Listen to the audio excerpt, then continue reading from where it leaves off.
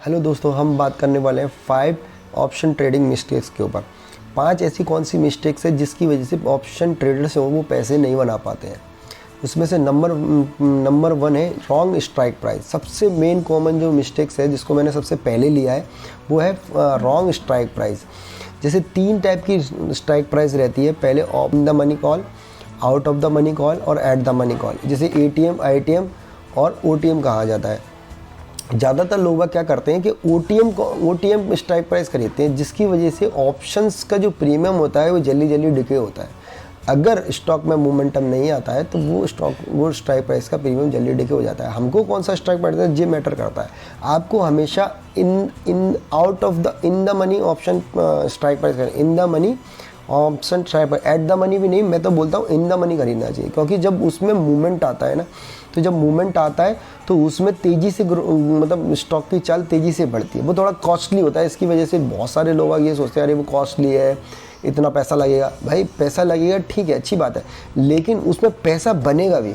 90% chances उसमें पैसा बनता है, इसीलिए वो इन द मनी कॉल में ज़्यादातर लोग आ जाते हैं। और आउट ऑफ द मनी कौन सा है, अभी हम थोड़ी देर बाद चार्ट पे चलेंगे, इसको वहाँ पे भी मैं अभी हम चलते हैं कि दूसरा मिस्टेक्स क्या है। सेकंड मिस्टेक्स है जो कि आपको बहुत ज़्यादा मोमेंटम ट्रेड। अब स्टॉक्स कौन सा खरीदें जिसमें मोमेंटम होने वाला है, जबकि लोग ये करते हैं कोई भी स्टॉक्स में एंट्री कर देते हैं ऑप्शंस में, लेकिन ऐसा आपको नहीं करना है। आपको ये देखना है कि ऐसा कौन सा स्टॉक है जिसमें मेरे खरीदने के बाद, ऑप्शन को खरीदने के बाद मोमेंटम हो। अगर वो स्टॉक मूवमेंटम मतलब सीधा भागता है तो ही ऑप्शन में पैसा बनेगा, अदरवाइज पैसा नहीं बनेगा। क्योंकि अगर वो स्टॉक धीरे धीरे ऊपर जाता है तो उसका प्रीमियम जो है वो डिके होता जाएगा, जिसकी वजह से वो उधर चलेगा भी ना, लेकिन वो स्ट्राइक प्राइस का जो प्रीमियम है वो ही नहीं बढ़ेगा उधर, जिसकी वजह से आपको लॉस हो जाएगा और आपका जो स्टॉप लॉस है वो हिट हो जाएगा। तो आपको हमेशा सेकंड जो मोमेंटम स्टॉक में हो वही ट्रेड लेना है, वही स्टॉक्स को चूज़ करना है और उसी में ट्रेड लेना है ऑप्शंस में। ये सेकंड नंबर है। ये भी मैं आपको अभी चार्ट में चलेंगे उसमें आपको और थोड़ा अच्छे से क्लियर कर दूंगा। अब हम बात करने वाले हैं प्रॉब्लम नंबर चार्ट मैच। हमेशा लोग मिस्टेक क्या करते हैं कि जो चार्ट इक्विटी का है वैसा ही चार्ट क्या ऑप्शन का दिखा रहा है क्या, वो मैच नहीं करते, कभी भी वो मैच नहीं करते।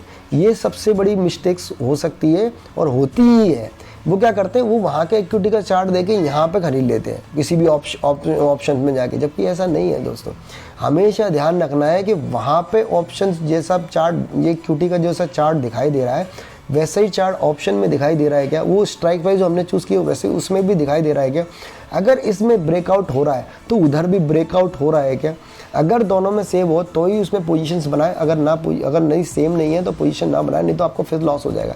हो सकता है कि उधर वो ऊपर ऑप्शन जा रहा हो, इधर स्ट्राइक प्राइस का जो प्रीमियम है वो गिरता चला जा रहा है, काफ़ी ऐसा होता है।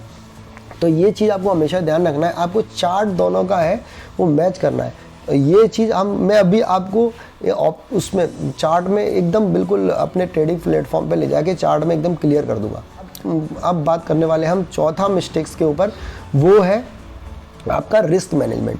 अब लोग क्या करते हैं, रिस्क मैनेजमेंट को ऑप्शन में तो बिल्कुल ही कतई नहीं फॉलो करते। क्योंकि फॉलो नहीं करते, क्योंकि ऑप्शन होता है वो बहुत सस्ते में आता है। अगर आपके पास 1 लाख कैपिटल है तो आप ये मत करिए कि आप 25,000 30,000 रुपये का ऑप्शंस में एक बार में लगा दें। लेकिन आपको क्या करना है, आपको हमेशा ये ध्यान रखना है कि मेरे पास 1 लाख है तो मैं उसको ना 1% कैपिटल पे यूज़ करना वैसे रहता है, लेकिन ऑप्शन में मेंटेन करने से बहुत मुश्किल हो जाता है, क्योंकि आपके पास बहुत कम अमाउंट है और ऑप्शन का जो स्ट्राइक प्राइस की अगर आप ऑप्शन लेंगे तो उसमें कम से कम लॉस ही कम से कम 5-6 हज़ार रुपये से मिनिमम तो किसी का होगा नहीं। और 10 और 20 और आपके पास 1 लाख रुपए है तो आपको 10-15 हज़ार रुपये मिनिमम ऑप्शन का लॉस लेना ही पड़ेगा, अदरवाइज़ आप जिस स्टॉक ऑप्शन में काम नहीं कर सकते। बैंक निफ्टी इसमें थोड़ा कर सकते हैं क्योंकि उसमें लॉट साइड थोड़ा कम है, वैसे नहीं कर सकते आप। अगर आपको ऐसा करना है तो कम से कम 25 उसको 25 टाइम्स में बांटो उसको, और जो 1 लाख रुपए आपके पास है तो आप उसको कम से कम मिनिमम 5,000 लो और आप ऐसा स्टॉक पकड़ो जिसमें रिस्क मैनेजमेंट का फंडा काम करे। अब रिस्क मैनेजमेंट का फंडा कैसे काम करे, देखो वो स्टॉक चूज करो 100% एकदम ऐसी रिस्क निकाल के भाई ये तो चलेगा। जब ऐसा करोगे तब तुम्हारे 10 में से 6-7 स्टॉक चलेंगे, अदरवाइज तुम नॉर्मली लोगे तो बिल्कुल नहीं चलेंगे। अगर आप बहुत ज़्यादा रिसर्च करके लोगे 10 स्टॉक तो उसमें तो अब उसमें से 5 चलेंगे तो 1:2 या 1:3 का जब आप प्रॉफिट पकड़ेंगे तो आप फिर ऊपर आ जाएंगे। ठीक है, तो ये हो गया आपका 4th नंबर। राइटर की पोजीशन हम कभी नहीं देखते, ऑप्शंस में राइटर की पोजीशन नहीं देखते, और राइटर की पोजीशन देखना बहुत ज़रूरी है कि राइटर्स कहाँ जा रहे हैं, ऑप्शन सेलिंग किस साइड से ज़्यादा हो रही है, ऊपर से ज़्यादा हो रही है कि नीचे से ज़्यादा हो रही है। अगर नीचे से ज़्यादा हो रही है तो स्टॉक ऊपर ही भागने वाला है, अगर ऊपर से ज़्यादा हो रही है तो स्टॉक नीचे ही भागने वाला है। तो हमेशा ये ध्यान रखें कि स्टॉक ऊपर से नीचे भाग रहा है कि नीचे से ऊपर भाग रहा है। अगर ये 5 चीज़ें आप ध्यान नहीं देते तो आपकी ट्रेडिंग बहुत अच्छी हो सकती है।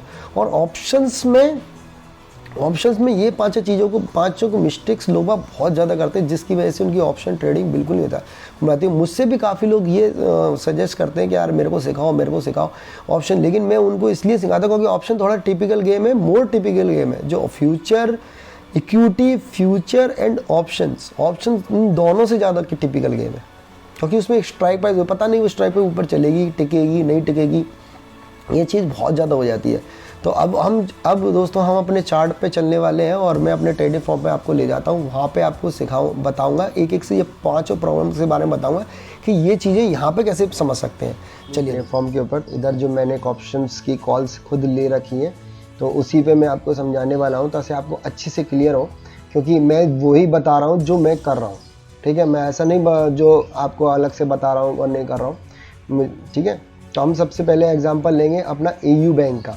जो हमारा पहला जो वो था ऑप्शन स्ट्राइक प्राइस के आप कौन सा ऑप्शन स्ट्राइक प्राइस आपको चूज़ करना चाहिए। जैसे ये जो एयू बैंक है वो 719 रुपये का है। ठीक है, अब 719 रुपये का है तो इसके हिसाब से कौन सा स्ट्राइक प्राइस अपन को सकता है। अब जो आपको पुट साइड में लेना है, क्योंकि ये ऑप्शन जो मेरे को दिख रहा है, जो मेरे को चार्ट दिख रहा है, उसके हिसाब से ये सेलिंग मोड में मुझे दिख रहा था, तो मैं सेलिंग मतलब अपना पुट साइड में पोजीशन बनाना चाहता था। तो आप पोजीशन पुट साइड में मैं बनाना चाहता हूँ, तो मैंने कौन सा स्ट्राइक प्राइस किया, 730 रुपये का। ये इन द मनी, देखो ये इन द मनी है, जो इन द मनी है ये, और ये आउट ऑफ द मनी है, और जो 720 है वो eight the money strike price है। लेकिन मैंने इन द मनी चुना जो कि काफ़ी थोड़ा महंगा है, जो 24 रुपये 75 पैसे का है, और आउट ऑफ मनी जो 700 रुपये का है, क्योंकि नीचे है तो 711 रुपये 35 पैसे का है। तो ये, तो मैंने ये स्ट्राइक प्राइस, आपको हमेशा in the money he strike price choose करना है, अदरवाइज प्रीमियम क्या है, डिके ज़्यादा होगा, जिसकी वजह से आप प्रॉफिट होगा। अब अगर मैं 700 की पुट लूँगा, अगर ये दो दिन मैंने होल्ड किया, तो 2 दिन में अगर ये 700 के नीचे आए ना, तो ये 11 रुपये का प्रीमियम 9 रुपये रह जाएगा, 2 रुपये का लॉस आपका बिना फालतू में ही हो जाएगा। लेकिन इसमें क्या है, जो स्ट्राइक प्राइस जो 730 का जो स्ट्राइक प्राइस है वो ऊपर है, तो प्रीमियम डिके नहीं होगा इसमें। तो इसीलिए हमेशा आपको इन द मनी ही लेना है, चाहे वो थोड़ा कॉस्टली क्यों ना पड़े। ठीक है, पहले ये क्वेश्चन का आंसर, पहले में जो मिस्टेक थी उसका जो आंसर मिल गया आपको, आई होप इसको समझ। अब दूसरा है मोमेंटम। अगर मैं एयू बैंक में पोजीशन बना रहा हूँ, तो क्या मुझे ऐसा लगता है कि नीचे मोमेंटम हो सकता है? जी हाँ, जब कोई स्टॉक रेंज बाउंड होकर ब्रेकआउट बाहर की तरफ देता है, तो उसमें 95% ये चांसेस होते हैं कि वो एक मोमेंटम दिखाएगा। तो देखो ये नीचे की तरफ इसने ब्रेकआउट किया, तो मैंने इसमें पोजीशंस बनाई, इसीलिए कि मुझे लगता है कि इसमें मोमेंटम होगा। तो ये आपके जो दूसरा मिस्टेक है उसका ये आंसर है। ठीक है, अब हम बात करने वाले हैं तीसरे पे, चार्ट मैच।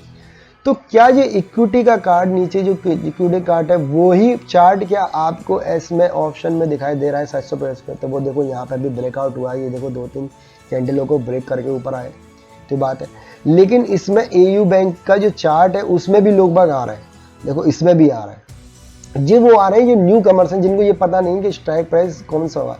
अगर ये मानचो ये स्टॉक ने हमको अगर धोखा दे दिया और ये यहाँ पे यहीं पे कंसोलिडेट होने लगा, तो ये जो प्रीमियम है ना ये जीरो हो जाएगा। लेकिन ये जो प्रीमियम है वो बहुत कम डिके होगा, बहुत ज़्यादा कम डिके होगा, हो सकता है डिके हो ही ना के बराबर हो।